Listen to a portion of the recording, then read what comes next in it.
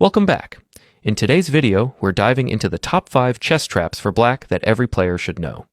These tricks will help you gain an upper hand and surprise your opponent. Trap number 5. The England Gambit is a tricky counter to queen's pawn opening, offering a 55% win rate. We play pawn to e5, and white's most common response is to accept with pawn captures on e5. Then, we continue with bishop to c5. White often plays knight to f3, and we respond with pawn to d6, encouraging white to trade off their doubled pawn. Now we play knight to a7, baiting white into capturing another gambit piece. Most players take it, falling into the trap. We then shock white with bishop captures on f2, deflecting the king from defending the queen. After the forced king move, we capture the queen, gaining a winning position with multiple attacking threats. Trap number 4, the Traxler counterattack, is a strong response to the king's pawn opening. White usually attacks the f7 pawn, aiming for the fried liver attack, but we counter aggressively. In the main line, after knight captures on f7, black achieves a 58% win rate. The correct move for white is actually bishop captures on f7, but even then, the position remains tricky. However, most opponents play knight captures on f7, thinking they are winning by forking multiple pieces. That's when we shock them with bishop captures on f2, delivering a powerful counterattack that disrupts white's position and gives black excellent winning chances. The best move for white is the counterintuitive king to f1, but the position remains complicated. However, in most cases, white will capture the bishop, as it feels natural. Now, we play knight captures on c4, another counterattacking move. No matter where the king moves, we follow up with queen to h4. This not only removes the queen from danger, but also creates a powerful threat. Queen to f2, delivering checkmate. With the f-file open, it becomes very difficult for white to defend. You can always activate your rook to continue the attack, and your knight from c6 is ready to jump forward, targeting key squares in white's position. This makes it easy for white to blunder. Right now, you threaten queen takes f2 for checkmate.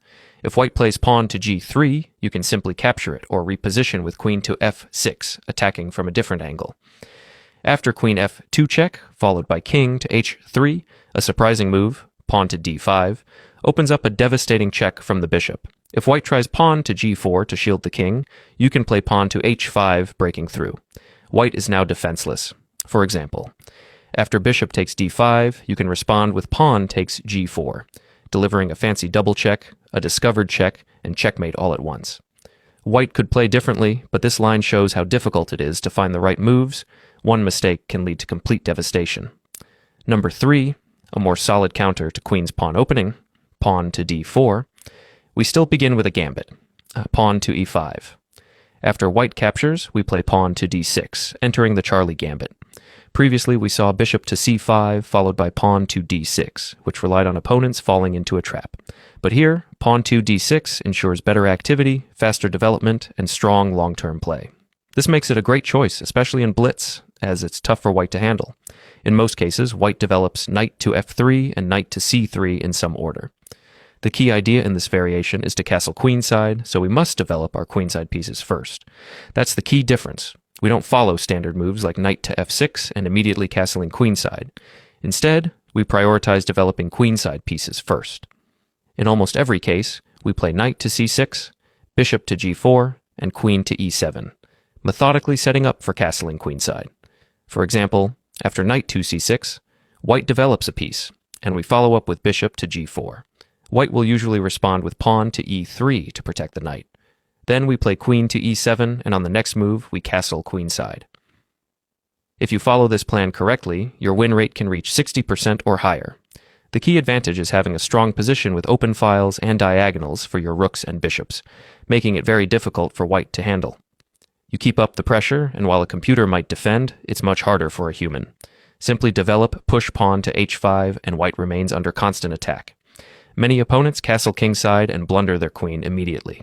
You trade the knight, then play bishop takes h2, using a discovered attack to win the queen.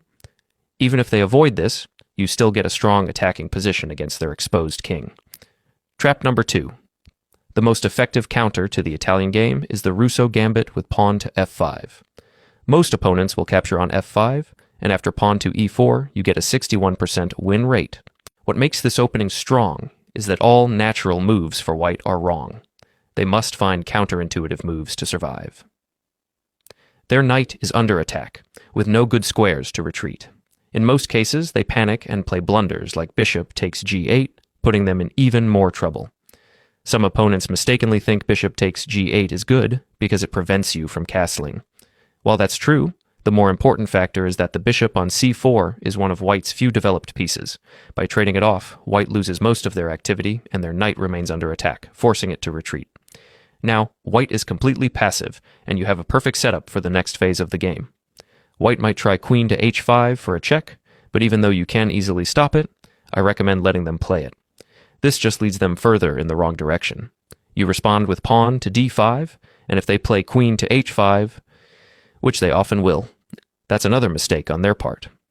White ignores development, hoping for an attack, and still under the false impression that you're making dubious moves they can punish. You play pawn to g6, and it turns out your rook on the g-file is quite useful, ready to support your attack. After an exchange, your rook is doing a great job. White will likely capture the pawn, hoping for some counterplay, but you respond with queen to g5, which not only protects your rook, but also threatens queen takes g2. From there, you'll attack their rook on h1, and white is essentially lost. For example, if they play pawn to g3, it doesn't change the outcome. It turns out that the queen, which has wasted so much time, is actually trapped. After rook to h6, the only move for the queen is to capture the pawn, but after bishop to d6, there's no escape. You win the queen and gain a significantly better position, making it completely winning for black. Trap number 1, the highest win rate opening for black, is another counter to the Italian game, especially against the fried liver attack. In this case, we play the bold knight takes e4 move, which shocks most opponents. Instead of defending the pawn, we sacrifice the knight. Which seems crazy, but it's actually a very tricky opening, with plenty of opportunities to win the game in the next few moves. I checked the database, and out of over 1 million games in this line, 98% of the time, white failed to find the correct response. While there's a small chance your opponent knows the right counter, the risk is minimal and worth taking. So, what's the plan? The two most common moves for white are either knight takes f7 or knight takes c4, both of which are wrong. Even if they play the correct bishop takes f7, they usually follow up with the wrong moves, leading to a bad position. In most cases, they'll go for knight takes f7, thinking the fork wins the game, but you respond with queen to h4, threatening f2, similar to the Traxler counterattack we discussed earlier. It's surprisingly difficult for white to defend this position, especially since you can easily bring your bishop into the attack and move your knight forward to control several squares in their territory. It's tough for white to handle these threats. For example, if white tries pawn to g3, thinking it shuts down black, you can sacrifice your knight with multiple threats. The a7 pawn is pinned to the rook, so white can't recapture with it. Plus, you threaten the bishop, and the knight on f7 is hanging. Queen to f4 is also coming. There are so many threats that white is lost. If white decides to grab your rook, thinking it's just an exchange, you play queen to f4, forcing them into check. The knight is controlling 2 key squares, so white can't defend. They'll have to play bishop to e2, losing the rook in the corner.